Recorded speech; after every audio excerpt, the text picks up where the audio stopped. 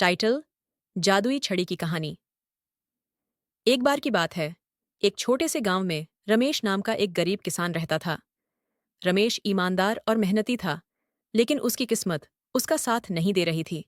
उसकी फसलें बार बार खराब हो जातीं और उसके पास इतने पैसे भी नहीं थे कि वह अपने परिवार का अच्छे से पालन पोषण कर सके।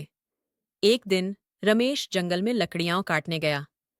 चलते चलते वह काफी अंदर तक चला गया और अचानक उसकी नजर एक बूढ़े साधु पर पड़ी। साधु ने रमेश को अपनी ओर बुलाया और कहा, बेटा, मुझे तुम्हारे जैसे मेहनती और ईमानदार इंसान बहुत कम देखने को मिलते हैं। मैं तुम्हारी मदद करना चाहता हूँ। रमेश ने आदरपूर्वक साधु को प्रणाम किया और कहा, बाबा, मेरे पास कुछ नहीं है। अगर आप कुछ दे सकें तो मेरे परिवार की भूख मिटा सकें। साधु ने मुस्कुराते हुए अपनी झोली से एक चमचमाती जादुई छड़ी निकाली और रमेश को दी। उन्होंने कहा, यह एक जादुई छड़ी है। इसे केवल वही इस्तेमाल कर सकता है जो ईमानदारी से मेहनत करता है। जब भी तुम्हें जरूरत हो, इस छड़ी को पकड़कर जादू करो कहो, यह तुम्हारी मदद करेगी। लेकिन ध्यान रहे, इसे कभी किसी बुरी नियत से मत इस्तेमाल करना। रमेश ने साधु को धन्यवाद दिया और घर लौट आया।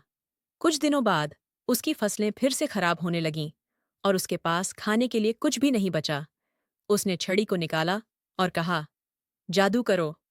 अचानक उसकी आंखों के सामने एक विशाल अनाज का ढेर आ गया। रमेश हैरान रह गया और भगवान का शुक्रिया अदा किया। धीरे धीरे रमेश ने छड़ी की मदद से अपनी हालत सुधारनी शुरू कर दी।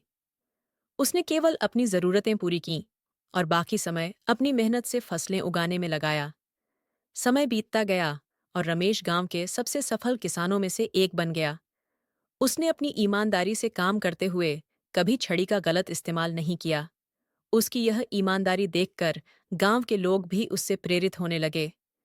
एक दिन साधु फिर से रमेश के पास आए और कहा, बेटा, तुमने साबित कर दिया कि सच्ची मेहनत और ईमानदारी से बड़ी कोई जादुई छड़ी नहीं होती। आज से यह जादुई छड़ी तुम्हारे पास नहीं रहेगी, पर तुम्हारी मेहनत ही तुम्हें सब कुछ दिलाएगी। रमेश ने साधु को प्रणाम किया और अपनी मेहनत पर भरोसा करते हुए जीवन में आगे बढ़ता गया। कहानी की सीख: सच्ची मेहनत और ईमानदारी से बड़ी कोई जादू की छड़ी नहीं होती। मेहनत का फल हमेशा मीठा होता है।